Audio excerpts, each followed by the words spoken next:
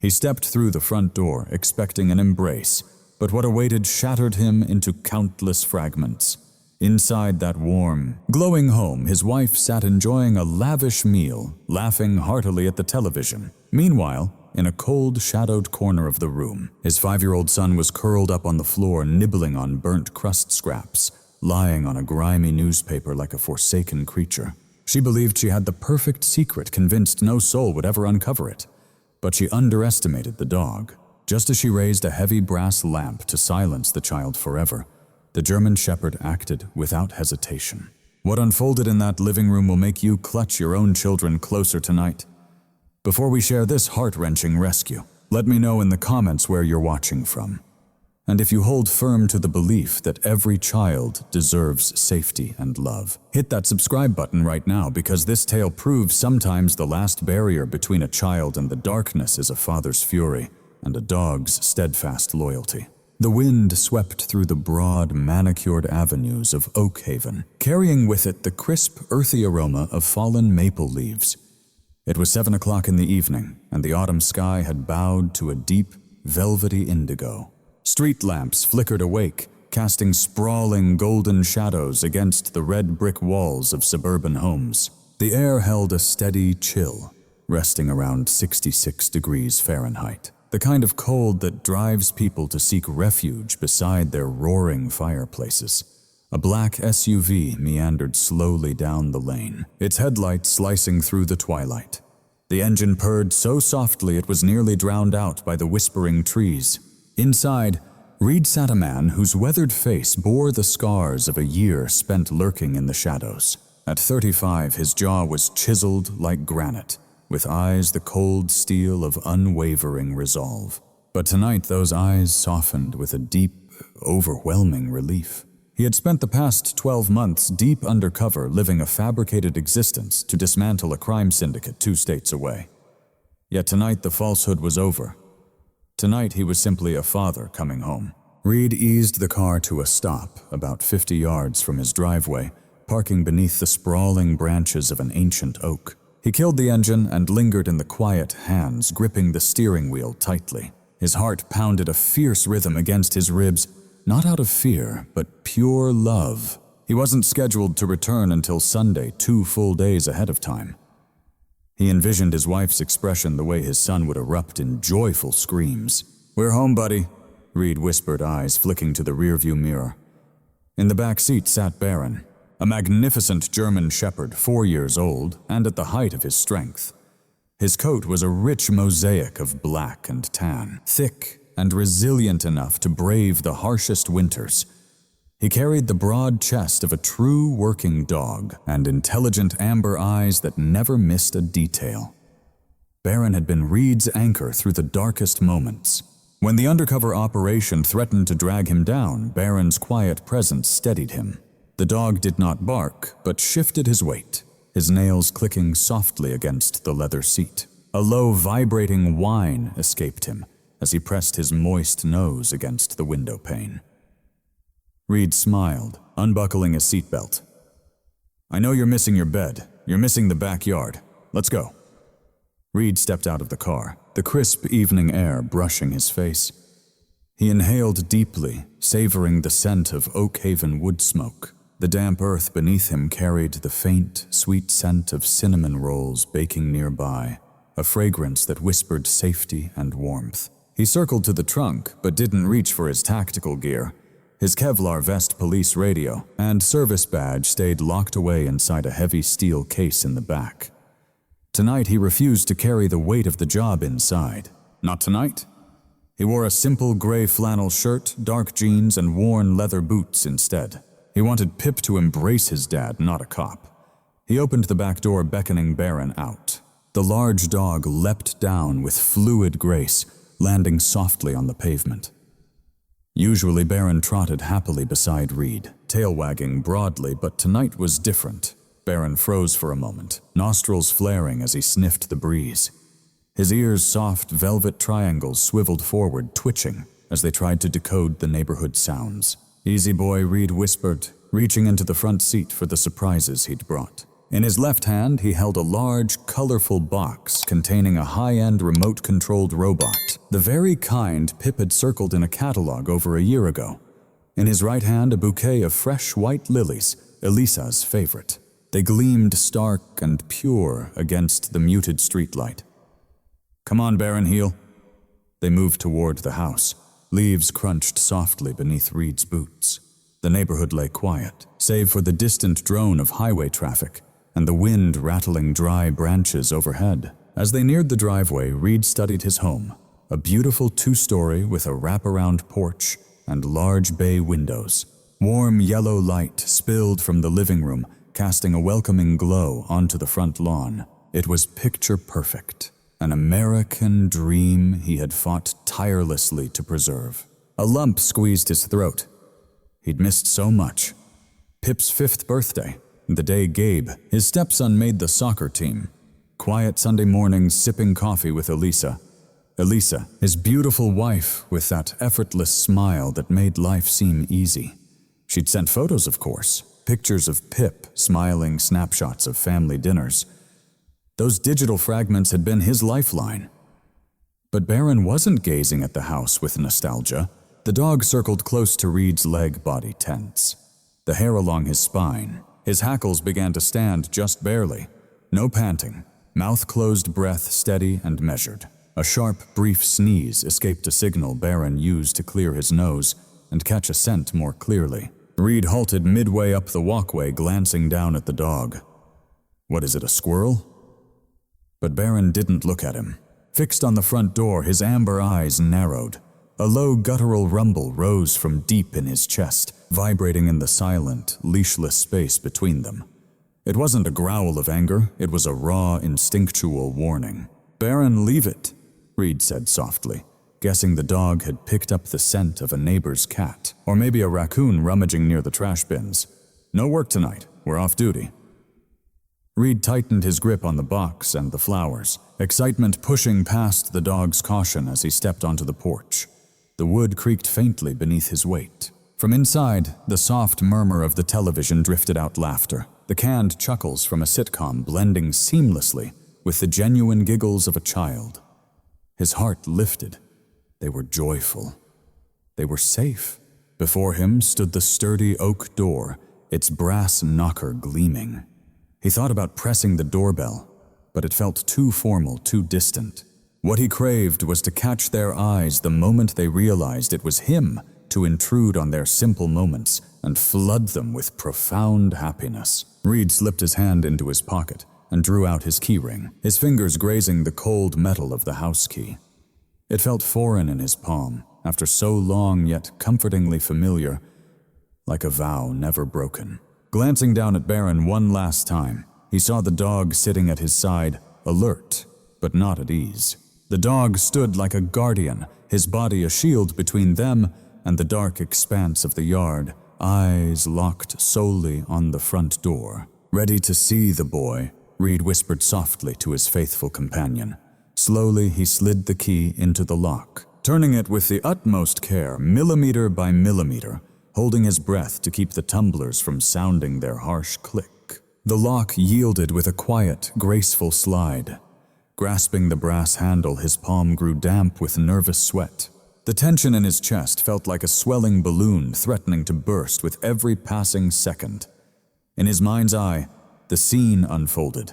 Elise looking up from a magazine, Gabe playing on the floor, and Pip dashing joyfully into his arms. The scent of pot roast, or perhaps the soft fragrance of vanilla candles, filled the air as Reed pushed the door open. It swung inward, soundless. He inhaled deeply, steadying himself to shout the words that had echoed in his soul for 365 days. He was ready to reclaim his life, ready to be the hero returning home. The smile stretching across his face was wide, honest, and brilliantly radiant. "Honey, I'm—" The words sculpted themselves on his lips, poised to soar into the warm foyer. He was home. But the greeting stalled, crushed within his throat before it could escape. Reed stood frozen in the threshold, the heavy oak door swinging silently inward, unveiling the sanctuary he'd longed for every night during the past year. Yet the words he'd rehearsed, "Honey, I'm home," crumbled to dust, dry and thick in his mouth. He had braced for a burst of noise, expected the pitter-patter of little feet. His wife's startled gasp, the joyous chaos of a family reunited. Yet instead, the ordinary sounds of a quiet Tuesday evening met his ears. The sight before him was so deeply off that his mind recoiled. It was as if the faces smiled for the photograph, but the world behind them was ablaze. The house was laid out in an open-plan design, just as Elise had insisted on when they bought it. From where Reed stood motionless, his eyes swept the vast living room bathed in the flickering blue glow of an enormous wall-mounted television to his left. To his right, the dining area centered around a polished oak table, glowing warmly beneath a glistening crystal chandelier. And there they were. Elise sat poised at the head of the table, her gaze fixed on the television. She was 32, a woman whose beauty was exacting and refined. Even within her own home, she appeared deliberate, prepared her blonde hair tied back with a delicate silk ribbon. She wore a cashmere lounge set so soft it seemed to melt into the air, softer than anything Reed had touched in the past year. Her laughter bubbled from the screen, a delicate tinkling sound that once warmed Reed's heart. In one manicured hand, she held a slice of pepperoni pizza, the melted cheese stretching in a golden, indulgent thread as she bit into it. Beside her sat Gabe Elisa's son, from a previous marriage, now 7 years old. He'd grown since Reed last saw him, his cheeks full and flushed with the healthy glow of youth and comfort. He perched cross-legged on a velvet dining chair, a posture that spoke volumes of ease and belonging. A plate of steaming spaghetti bolognese lay untouched before him, his real interest fixed on the open pizza box at the table's center. Gabe was loud, vivid, and unapologetically himself, chewing without care, sauce happily smeared across his chin. "Mom, can I have the last slice?" Gabe asked, his voice booming over the sitcom laughter. "Finish your pasta first, sweetheart," Elise replied with a tender, indulgent tone. She reached out to tousle his hair gently. "You need your strength for soccer tomorrow." It was a perfect moment of domestic warmth, a mother and son sharing a cozy meal on a chilly autumn night. Yet Reed's eyes did not linger on the table. His police training, sharpened through more than a decade of vigilance, kicked in instantly. He ignored the obvious and swept his gaze to the edges of the room. He was searching for the third presence, that small blur of boundless energy, his own flesh and blood. Where is Pip? Reed stepped forward, his boots silent on the plush entry rug. The robot box he held suddenly felt like a lead weight in his hands. He scanned the living room sofa. Empty. The hallway leading to the stairs. Empty. Then Baron let out a sound. Not a bark, not a growl, but a high-pitched, fractured whine, the kind a dog makes when confronted with something unknowable, something painful. The dog tugged fiercely against Reed's leg, pulling him not toward the warmth of the table, but to the far corner where the hardwood floor merged with the cold kitchen tiles. That spot was the coldest in the house, right beside the drafty sliding glass door leading out to the backyard. Reed's eyes followed Baron's nose, and his heart faltered. At first he thought it was a heap of dirty laundry, a lump of gray rags discarded in the shadows far from the comfort of the fire. But then the bundle shifted. It was Pip sitting on the floor. He was 5 years old, yet looked smaller than when Reed last saw him a year ago. His back pressed against the cold drywall, his legs pulled tightly to his chest, curled into a defensive, fragile ball. He wasn't wearing the bright superhero pajamas Reed had once bought him. Instead, a gray t-shirt hung 3 sizes too large, thin and stained, draped over his small frame like a ghostly shroud. The boy appeared skeletal. From across the room, Reed could see his son's collarbones jutted sharply against fragile, pale skin. His arms, slipping from oversized sleeves, looked like brittle twigs ready to snap in even the gentlest breeze. His hair, usually a wild nest of curls, lay matted down flat against his skull. But it was what Pip was doing that shattered Reed's world into jagged fragments. Spread across the floor before the boy was no plate. Instead, it was a newspaper. An old, crumpled grocery flyer lay on the floor, and atop it rested the remnants of the family's evening meal.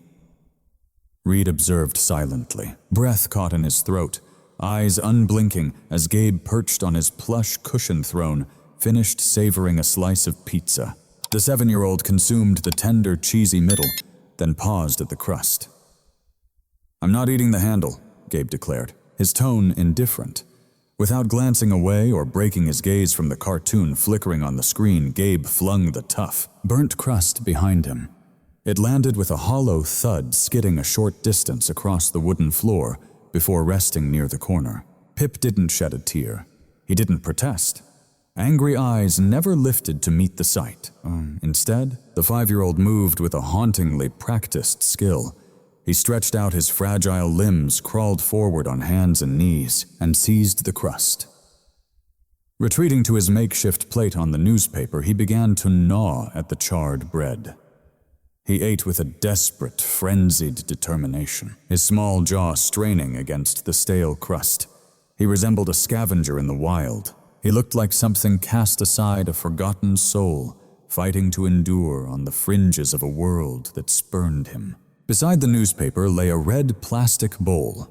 Reed recognized it instantly, not a child's bowl. It was the same water bowl they brought, camping for the dogs, filled now with tap water, sitting lonely on the floor, the only thirst quencher for the boy. The contrast struck hard, violent and unforgiving. 10 feet away, Elise dabbed her mouth with a linen napkin and sipped sparkling juice from a crystal glass. She basked in warmth, enveloped by the scent of oregano and roasting garlic. Just 10 feet away, Pip shivered. A faint tremor traveled through his tiny frame as a cold draft slipped in through the glass door. He curled his knees tighter, trying to hold on to what little warmth he had, gnawing on the castaways of the very people meant to protect him. Reed's gut twisted with a pain sharper than any battlefield wound he'd ever suffered. The white lilies slipped from his numbed fingers, falling to the floor, as cellophane crackled sharply in the ghostly silence of the foyer. Yet the sound barely registered. All Reed could hear was the blood pounding in his ears, a storm of confused, heart-wrenching paternal fury. He struggled to reconcile the two images, the wife who had sent him emails about Pip's behavior, about how hard she tried to discipline him, about how deeply she loved her son, and the woman seated before him now treating his boy worse than a stray animal. Pip stalled mid-bite. He hadn't glanced at the door when it creaked open, nor looked up as the flowers hit the floor. His eyes stayed downcast, fixed on the ground, as if raising his gaze was forbidden, as if fading into nothingness was his sole shield. Baron the dog couldn't bear it any longer. The loyal dog trembled against Reed's leg, eyes shifting between man and boy, waiting for a sign, craving the world to right itself again. Reed stepped forward, not briskly, nor running. He moved as though trudging through a nightmare, yearning that reaching out would shatter the illusion and wake him. But the scent of pizza was unmistakably real, the chilly draft undeniable, and the sight of his son, hollow-cheeked and frightened within his own home, carved the rawest, cruelest wound Reed had ever known. The toy robot dangled weakly from his hand, a bitter mockery of the joy he had hoped to deliver. Pip, Reed whispered. The name slipped out as a broken rasp, barely there. Yet inside the room beneath the drone of the television, not a soul heard his quiet plea. Elise reached out, grabbing another slice.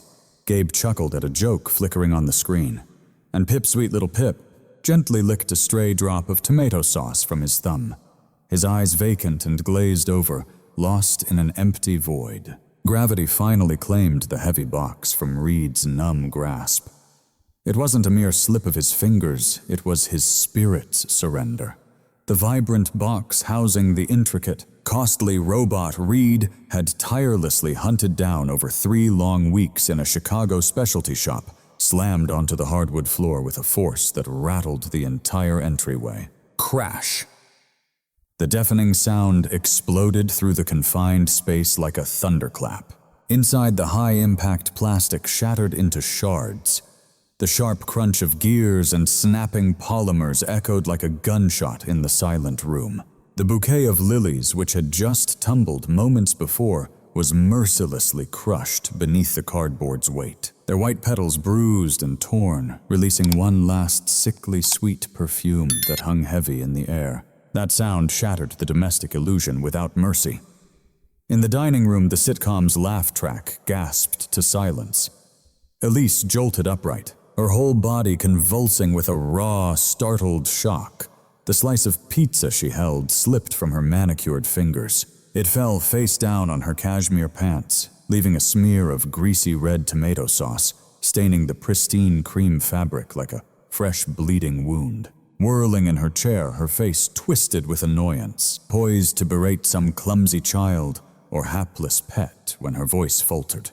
She saw him. Reed stood in the archway's shadow, lit from behind by the porch light, pouring in through the open door like a ghost summoned from the depths of darkness. His chest heaved, his hands hung empty and trembling at his sides, but it was his eyes that froze her blood cold. Those were no longer the soft, loving eyes of the husband she once controlled, with sweet emails and staged photographs. They burned wide-rimmed red with fury and held a chilling, terrifying clarity. The color drained from Elise's face so swiftly it seemed to hurt, leaving her skin translucent, waxy grayish. Her mouth opened and closed like a gasping fish, but no sound passed through. The arrogance, the comfort, the smug claim over his home all vanished, replaced by the raw terror of a thief caught red-handed in the vault. "Reed," she whispered, the name slipping out like a question desperate to remain unanswered. Gabe, startled by the clamor and his mother's sudden fear, let his fork clatter loudly against the china plate. "Mom, who's that?" But Reed didn't glance at Elise. He didn't look at Gabe. He didn't even glance down at the ruined gifts scattered at his feet. His eyes remained locked on the far corner of the room. The crash had terrified Pip. His reaction was immediate and shattering. The very instant the box struck the floor, the 5-year-old did not look up to see the source of the noise. He didn't seek comfort. Curiosity didn't stir inside him. Instead, Pip dropped the pizza crust he was clutching as if it had burned him. He scrambled backward, his heels slipping on the slick wood until his spine slammed against the baseboard. "I didn't do it. I didn't do it." The voice was high-pitched, fragile, and keening, barely human, the sound of a scared animal bracing for a blow. Pip squeezed his eyes shut tight, burying his face between his knees. His hands, thin as fragile bird claws, flew up to cover his ears, shielding his head. He curled inward, folding himself into the smallest, most vulnerable shape his body could muster. Shrinking away into the drywall, he whispered, "I'm sorry, Mommy. I'm sorry. Please, no noise. I'm sorry." He rocked back and forth in a desperate, rhythmic dance of fear. He wasn't sorry for dropping something. It was a silent apology for daring to exist in a place where sound had already broken through. He was bracing himself for the punishment his fractured mind was certain was coming, a fate he saw as inevitable. Seeing his son shrink not from some monster, but from him shattered the last fragment of Reed's self-control. From deep within Reed's chest erupted a raw, primal sound, a tragic blend of sob and roar. But just as Reed moved forward, the atmosphere in the room shifted. Baron stirred. The German Shepherd had been taut with tension ever since they stepped out of the car. His instincts screamed menace, the pack was under threat, and now the danger was undeniable. Fear radiated in waves from the child, adrenaline surged in the woman, and Baron grasped the entire fragile balance instantly. He needed no orders. Like a shadow born of urgency, Baron launched himself away from Reed. He was a fierce living storm of black and tan. 100 pounds of sheer muscle and unleashed energy, he covered the living room floor in 2 powerful bounds. "Baron, no!" Elise cried out, her voice breaking as she recoiled in her chair. But the dog paid her no mind. He did not attack. Instead, he did something far deeper. Baron vaulted over the back of the leather sofa, landing heavily on the floor, positioning himself like an unyielding shield between Pip and the rest of the room. His sturdy hindquarters pressed gently against the boy's trembling knees, his broad chest facing outwards guarding Elise at the dining table. The dog's paws planted firmly, hackles rising in sharp, jagged ridges along his spine. He lowered his head, ears pinned back tightly, teeth bared in a fierce, unyielding growl. This was no mere warning. It was a solemn vow of potential violence, deep resonant and terrifyingly resolute. His amber eyes locked onto Elise, devoid of any affection, reflecting only the cold, calculated gaze of a predator sizing up its prey. Feeling the warmth of Baron's fur against his legs, Pip slowed his rocking. His eyelids stayed shut, but his hands gradually fell from his ears. Trembling, he reached out, fingertips brushing through the dog's thick fur before burying his face against Baron's side, seeking refuge from the world. Reed moved through the chaos, stepping over broken plastic and crushed flowers, with heavy boots still on. Without removing his boots, he crossed the pristine beige rug Elise treasured, leaving a trail of mud and dead leaves in his wake. Thud, thud, thud. He felt as though he was wading through water, no, through raging fire. The room's heat was suffocating. The aroma of pepperoni pizza turned sickening, mixing with the sharp, metallic tang of his own rising adrenaline. Elise scrambled to her feet, knocking over her chair with a loud crash. Raising her hands in surrender, she gestured helplessly, grasping for control. "Reed, wait, honey. You're early," she stammered, her voice strained and trembling. Panic cracked her tone, and her attempt at a smile faltered, twisting into something more like a grimace. "It's not what it seems," she stammered. "Pip was throwing a tantrum he refused to eat. I was just trying to calm him." The words weren't shouted, they were uttered in a voice so low, so cold and hollow it quieted the room more than any scream ever could. It was the voice Reed reserved for negotiating with armed criminals, a voice that carried the unmistakable promise of swift, deadly consequences. He halted 5 feet from the dining table, looming over her with an undeniable presence. At that distance, he noticed the streak of tomato sauce smudged on her costly pants, the wine glass still half full beside it. The decadent feast she had cruelly denied his son. "Reed, please," Elise stammered, stepping back, her eyes flickering from the dog to Reed's tightly clenched fists. "You're frightening Gabe. You're frightening me." Slowly, Reed turned his head, meeting Gabe's gaze, who sat frozen, wide-eyed and bewildered, clutching a forkful of pasta. His gaze then shifted beyond the table, past Elisa, towards the corner where a trained attack dog stood as the sole barrier protecting his son's fragile spirit. His eyes settled on the newspaper sprawled on the floor, the chewed edges telling a silent story. Rage surged inside him, blinding, scorching, absolute, but he didn't strike her, nor did he overturn the table. Instead, he funneled every ounce of that fury into his presence, expanding it until it swallowed the room, stealing the air from her lungs. He took one purposeful step closer. Baron's growl deepened, harmonizing with Reed's simmering wrath. Reed's voice thundered, vibrating deep within his chest. His finger trembled as it pointed directly at Elise, then sliced through the air toward the kitchen away from his son. "Get away from my boy." Elise flinched as if struck. "Reed, he's difficult. You don't understand what it's been like," I said.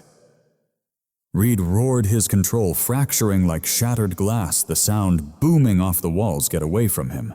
Gabe erupted into tears, dropping his plate. It shattered on the floor, pasta and sauce, splattering in all directions. But Reed didn't flinch. He walked past Elise as if she were nothing but a ghost, ignoring the sobbing boy. He moved unwaveringly to the corner, sinking to his knees on the unforgiving floor, disregarding every ache in his joints. The moment Reed lowered himself, Baron's growl ceased. The dog licked Reed's cheek, once a quick, moist reassurance. Before returning his vigilant guard over the room, Reed reached out his hands, trembling as they hovered over the small, quivering bundle of gray fabric. Fear gripped him, fear that even his son might recoil from his touch. Pip Reed whispered, his voice breaking the monstrous weight in his throat, replaced by the gentleness of a father. "Pip, buddy, it's me, Daddy. I'm right here."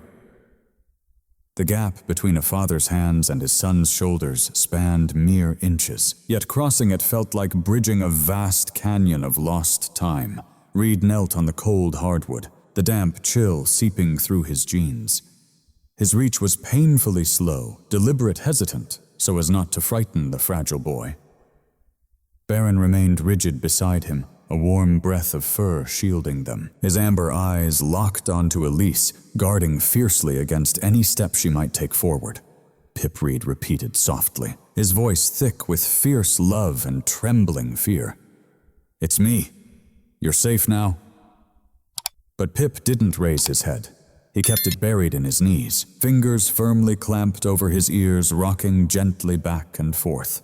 A low, tuneless hum escaped him, a heart-wrenching, desperate lullaby. Reed cautiously laid his large, calloused hands on the boy's trembling upper arms, bracing for resistance. He braced for stiffness, for recoil, but what stunned him was the terrifying void beneath his grip. As Reed tightened his hold, slight to lift him, a jarring shock traveled up his arms. Pip felt weightless. No solidity, no presence at all. As Reed tightened his grip just a touch to lift him, a shocking chill raced up his arms. Pip felt like he was floating weightless without any solid presence. There was no trace of healthy muscle or childhood plumpness. Holding Reed's son felt like clutching a fragile bundle of brittle twigs wrapped in thin gray cloth. The boy's bones jabbed sharply beneath the oversized shirt, fragile and thin enough to shatter beneath a heavy glance. "Oh God," Reed whispered, breath rushing out like a gale. He swept his son into his arms, lifting him effortlessly off the floor. A 5-year-old should weigh solidly a bundle of restless energy. But Pip was as light as a phantom. Reed pulled him close, trying to warm the frail boy, who suddenly cried out, a jagged, piercing sound. No pain was visible, but Pip flinched hard, his body stiff as wood. He twisted away, not from fear of his father, but to escape unbearable pain. Reed froze, loosening his grip instantly, supporting young Pip's weight just with his forearms. I'm so sorry, buddy." "Where does it hurt?" Pip panted, tears carving streaks through dirt on his face. He offered no reply, only a soft whimper, his head resting on Reed's chest. Utterly spent from even the smallest movement, Reed's gaze dropped. The collar of the gray shirt had slipped aside in the struggle. A breath hissed past Reed's teeth. Pip's usually pale, smooth shoulder told a brutal story. It was the canvas of torment bruises, not born from childish play, but from something far darker. A large greenish-yellow mark bloomed on his collarbone, an old wound likely 2 weeks cold. Fresh purple bruises layered over it, sharp and angry. Reed recognized them at once. As a cop, he'd seen these firsthand on countless strangers, the silent proof of cruelty. 3 distinct oval bruises smacked the front shoulder with a larger thumbprint pressed into the back. Someone had gripped this child with such force it crushed the tiny blood vessels beneath his skin. Someone had shaken him. With a trembling hand, Reed eased the collar down a hair more, his vision blurring with the weight of what he saw. Near the shoulder blade, a small circular burn marred the skin perfectly round scabbed center, surrounded by a raised red rim. It wasn't a scrape or rug burn. This was the unmistakable brand of a cigarette tip pressed deep into tender flesh. Reed didn't smoke, but he knew who did, or at least who used to, especially when drinking. A guttural growl rumbled from Reed's throat animal, and raw, making Baron's ears flatten tight against his skull. The dog moved in, nudging his wet nose gently against Pip's limp hand, whining softly. "Reed, wait!" A voice trembled from the dining room. Sharp, desperate, soaked in toxic panic, it was Elise stepping forward. She wrung her hands, eyes darting nervously between the door and the man clutching the proof of her cruelty. "You have to listen to me," she stammered, words tumbling out in frantic waves. "He's got a condition, a blood disorder. He bruises so easily, Reed. The doctors are stumped. I've tried feeding him, but he won't eat. He throws himself against walls during tantrums. That's where the marks come from. He does it to himself." Reed slowly straightened, cradling Pip against his chest with his left arm. The boy shivered violently, soaking in Reed's warmth like parched earth. Reed turned to face her. His expression was no longer human. "He does this to himself. Reed repeated, his voice a low, dangerous whisper. He burned his own skin with a cigarette. "Elise, does he carry a lighter inside his toy box?" Elise gasped, her hand flying to her throat in shock.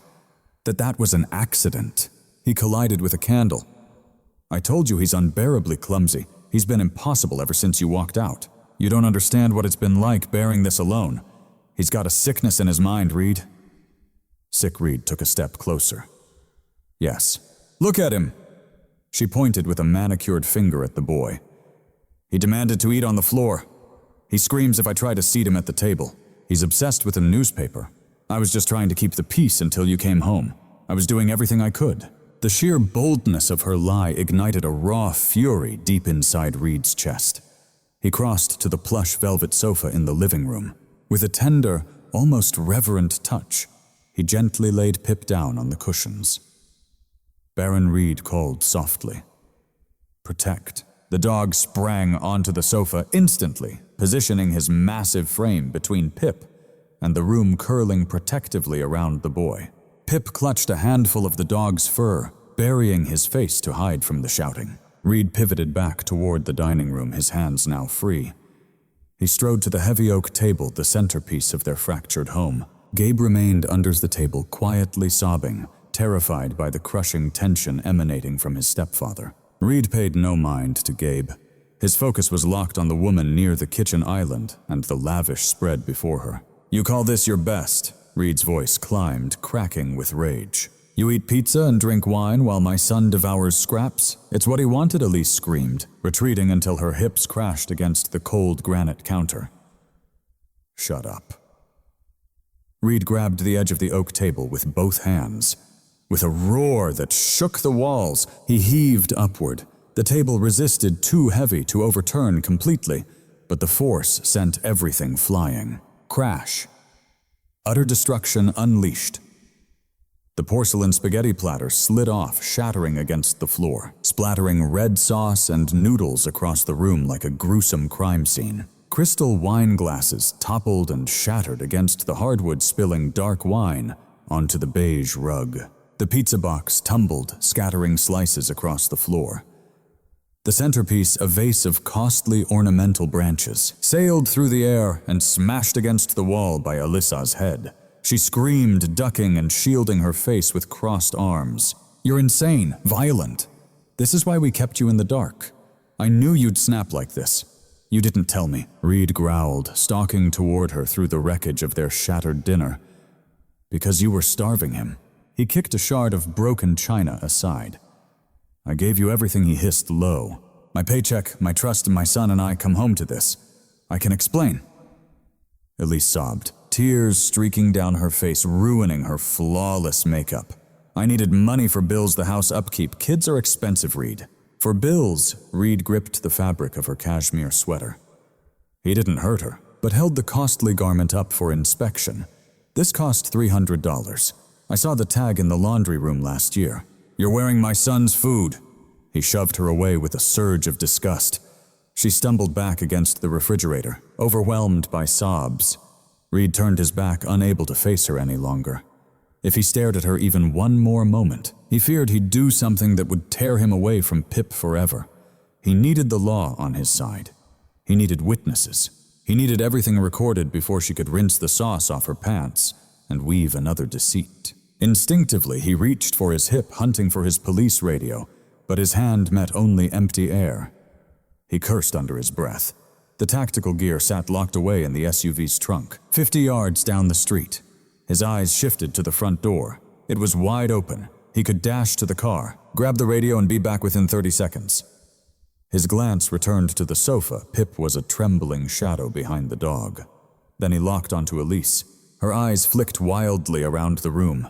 Fear wasn't the only thing there. She was calculating, scanning for escape routes.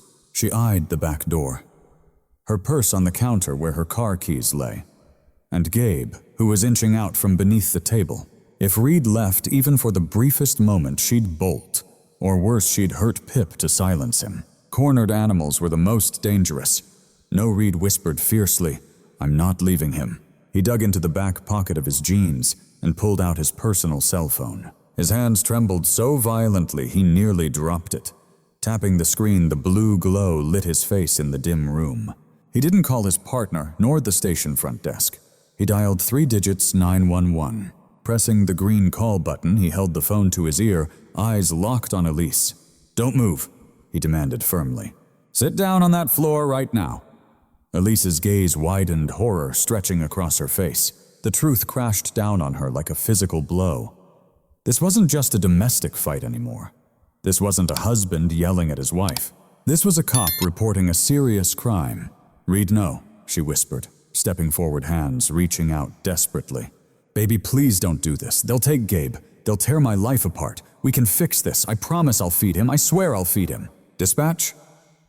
Reed said firmly into the phone, his voice shifting to cold professionalism slicing through her pleas.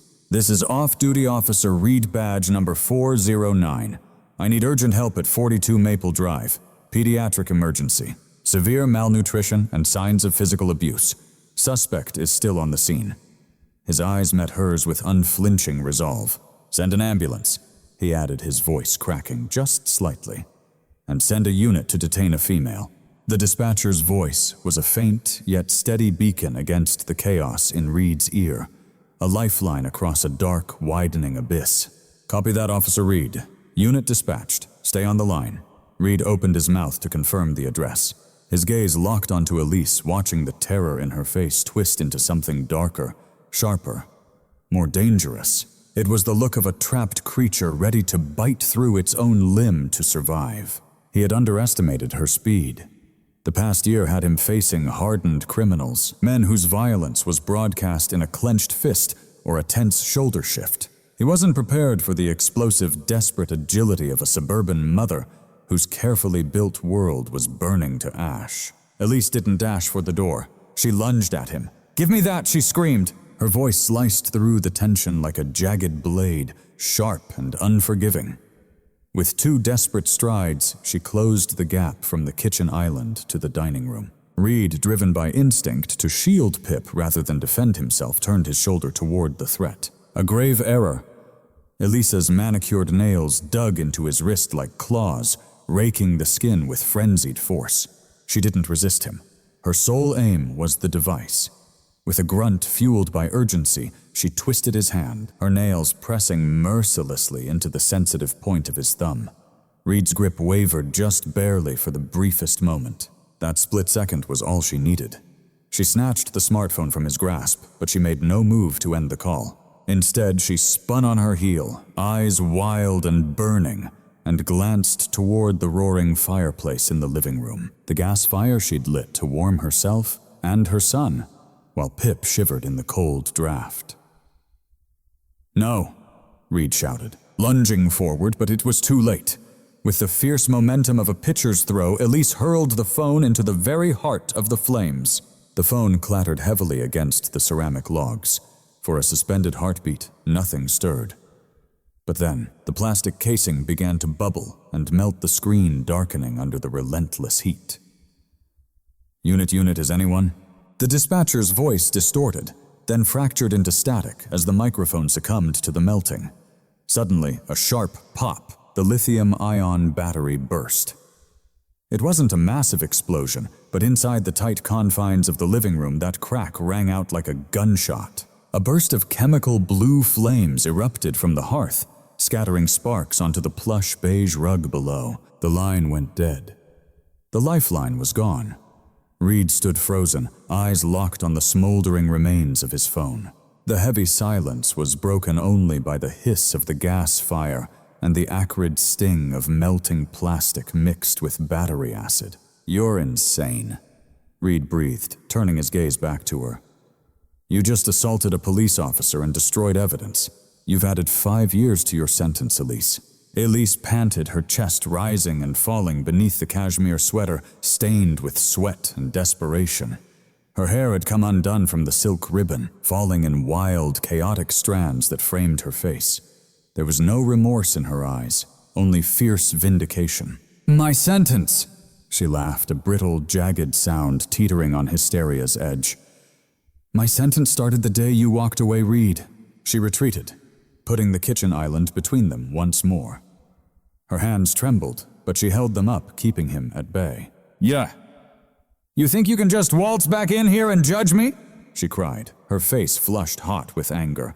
"You left me for a whole year. You played the hero in another city while I was trapped here alone with him." She jabbed a finger toward the sofa where Pip huddled behind Baron. "He's not normal, Reed. He stares into nothing. He wets the bed. He cries when the wind blows too hard. I didn't sign up for this." Her voice climbed to a fever pitch, bouncing off the vaulted ceilings. "I signed up for a husband. I signed up for a partner. I deserved a life, Reed. I deserve to buy nice things. I deserve to eat dinner in peace without a freak staring at me. So you starved him?" Reed stepped forward, boots crunching on the shattered china of the dinnerware she had smashed. "You tortured him because he was nothing but an inconvenience. I was holding it together," she shrieked. "I was managing and I deserved that money. Every penny was mine for enduring your absence." Gabe, huddled beneath the shattered dining table, he let out a fresh, heart-wrenching cry of terror. "Mommy, please stop screaming." Elise didn't even glance at her son. Her survival instincts had utterly eclipsed any motherly concern. Her eyes locked on Reed, advancing steadily. She noticed the determined set of his jaw, the vein throbbing at his temple. She caught sight of Baron, the powerful German shepherd, lowering his head, taking a slow, threatening step forward, a deep growl vibrating from the dog's chest. She realized she was trapped. Reed blocked the front door. The back door was locked tight, and fumbling with the latch would waste precious time. She needed a weapon fast. Her frantic eyes searched the room. The kitchen knives sat in their block on the counter, but Reed stood too close to reach them safely. Across the room lay the fireplace poker, just out of reach. Then her gaze fixed on the hallway console table right beside her. Resting there was an antique lamp, a treasured heirloom Reed had inherited from his grandmother. It was a hefty, solid piece, a single block of brass forming the base topped by a thick glass shade. It weighed well over 15 pounds, a dense, bludgeoning force that could shatter bone. Without hesitation, Elise grabbed the lamp by its neck. The cord ripped from the wall with a sharp zip, the plug clattering along the baseboard. She lifted it up with both hands, knuckles bleaching white. Swinging it like a club, she warned, "Stay back." Her voice trembled with raw fear. "I swear to God, Reed, stay back." Reed halted, raising his hands, palms out, trying to calm the storm. The cop inside him surfaced, battling the furious father's rage. "Put it down, Elise," he ordered, his tone shifting to a steady, authoritative baritone. "You're digging a hole you can't climb out of. Set the lamp down and we can talk." "Talk?" she sobbed. "There's no talking now. You called the cops. They're coming to tear me away." She glanced at the clock on the wall. The dispatcher had confirmed a unit was en route. They'd be here any moment. She had to escape. She had to reach the car. She needed leverage. Something that would freeze Reed long enough for her to snatch her keys and bolt. Her eyes flicked between Reed, the dog, then inevitably the sofa, where a small, trembling bundle of gray fabric tried to vanish into the cushions. Reed caught the subtle change in her gaze, saw the calculation flicker. "No," Donnie warned, stepping forward. "Baron," he shouted, but Elise was already closer. Without lunging at Reed, she sprinted 3 steps toward the living room sofa.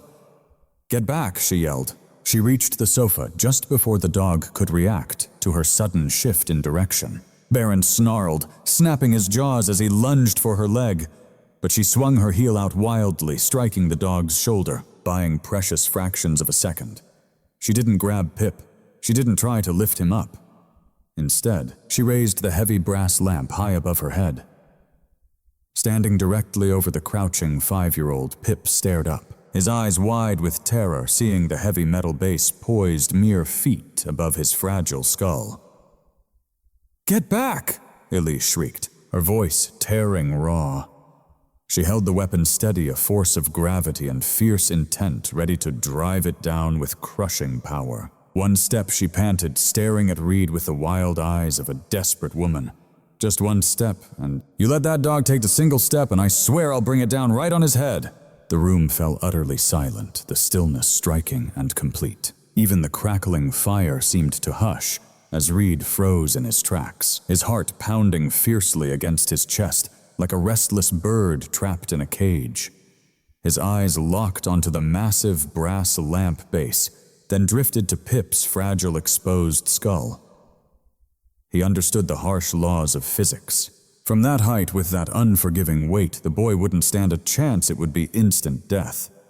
Baron, picking up on the standstill, stood motionless just 3 feet away.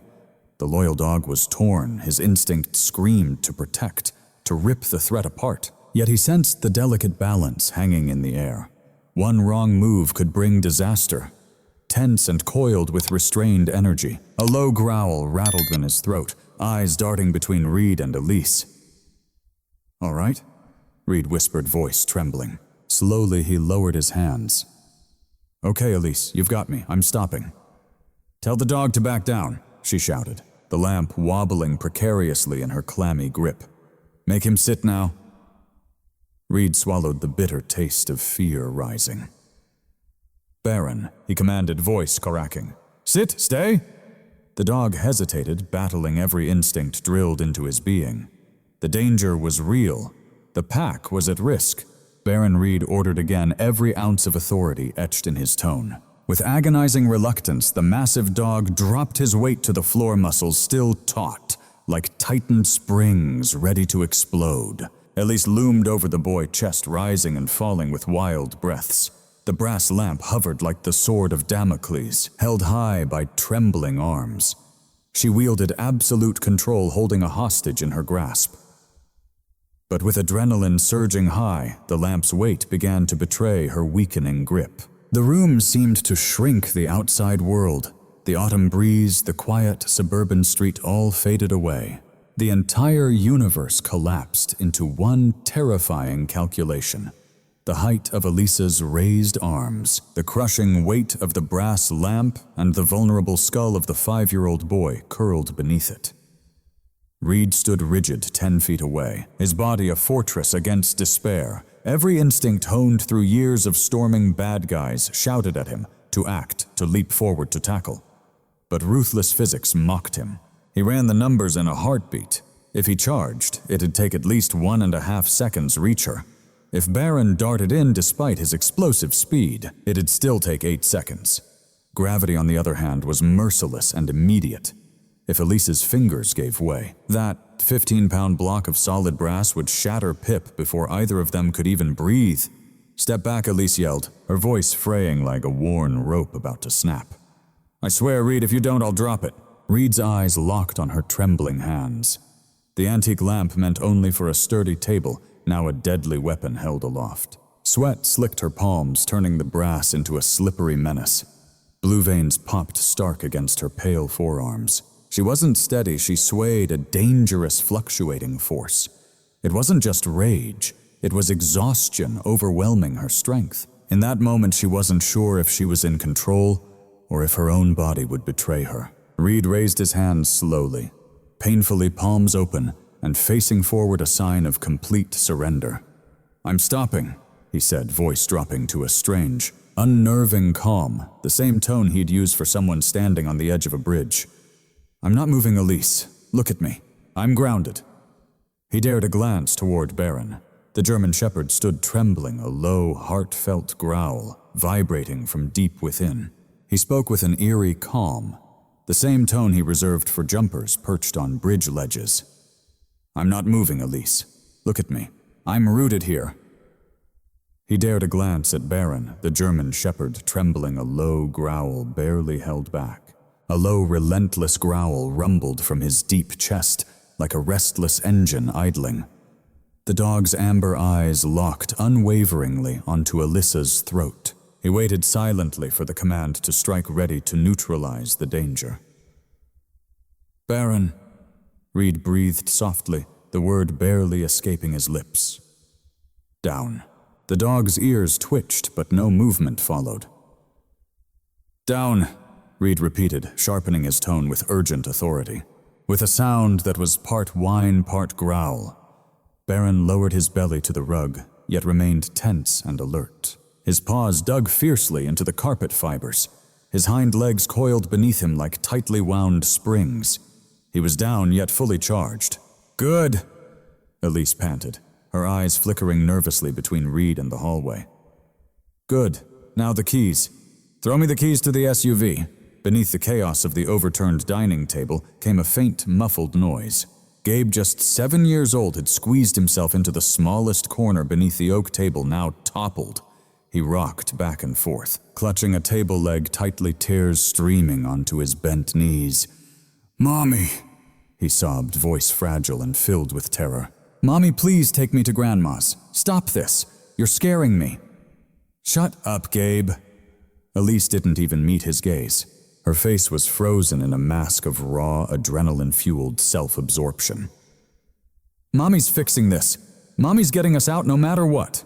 Outside, the long-anticipated autumn storm finally unleashed its fury after hours of brewing tension. A jagged flash of lightning tore through the darkness, casting ghostly, elongated shadows that twisted against the walls. Moments later, thunder crashed directly overhead, a deep seismic roar shaking the window panes with violent force. The explosive sound made Elise flinch. The lamp wobbled 6 inches. Pip curled tight on the sofa, let out a faint squeak of fear, tucking his fragile arms protectively around his head. Reed's heart hammered against his ribs. "Easy," he urged, gently stepping into the void thunder left behind. "Easy, Elise. The lamp's slipping. You're exhausted. Just set it down on the cushion. Nobody gets hurt." "I said the keys!" she screamed, straining as she hoisted the heavy brass lamp upward once more. "And the code. The combination to the floor safe in the closet. I know you keep cash in there. An emergency stash." "I'll give you whatever you want." Reed lied smoothly, his hand inching slowly to his pocket. "Just release the boy. Let Pip come to me. You can have the car. You can have the money." "No?" Elise's laugh was fractured and harsh. "You think I'm dumb? Let him go and that dog tears my throat wide open. He stays here with me until I'm out the door." Her stance wavered. Her arms trembled uncontrollably. The heavy brass base swayed inches from Pip's temple. "The code," she demanded. 0429. Reed recited, eyes locked on the wavering lamp. It was his badge number.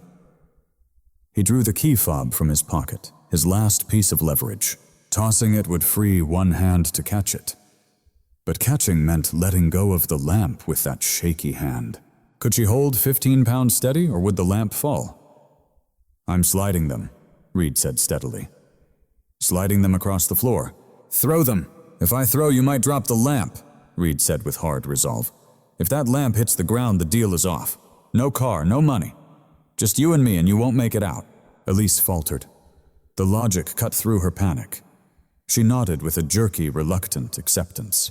Sweat trickled down her chin, staining the shoulder of her worn cashmere sweater as Reed lowered himself slowly to the floor. He set the key fob down gently on the hardwood.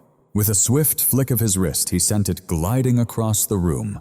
The keys slid over the rug, across the scattered shards of broken dinner plates, finally coming to a halt near the coffee table. It was out of reach, about 4 feet away from where she stood vigilantly by the sofa. Elise's eyes darted between the keys and Reed, her face contorting into a fierce snarl. "You did that on purpose." "I'm no expert bowler," Reed replied quietly, muscles taut with tension. "They're right there." "Pick them up and hand them over. I can't reach from here," she screamed, desperation breaking through. "I won't come closer to my son while you're holding that thing," Reed declared flatly. The standoff was unraveling. The sirens in the distance faintly pierced the wind they were coming, and Elise could hear them too. The sound of impending justice gripped her mind like a vice. She glanced again at the keys, then the door. Her gaze dropped to the heavy brass object shredding the muscles in her shoulders. She realized she couldn't hold it much longer. But another truth hit her hard. If she let it drop, she lost control. If she dropped it, chaos would follow. A cold, dark resolve settled over her face. Her eyes lost their panic, replaced by a chilling, pinpoint focus. "You think you're so clever," she whispered. "Stalling me until your backup arrives. At least don't," Reed warned, shifting his weight forward onto the balls of his feet. Baron sensed the change too. The dog rose from his downstay, a low growl swelling into a sharp bark. "I'm through with games," Elise shouted, her voice cracking, hysterical and high-pitched. "I'm leaving, I'm taking the car and the money." "Then go," Reed yelled back. "I can't with you standing there ready to unleash that beast on me," she shrieked. "I need a diversion. I need you occupied." She tightened her grip on the lamp. It was no longer just held, but aimed like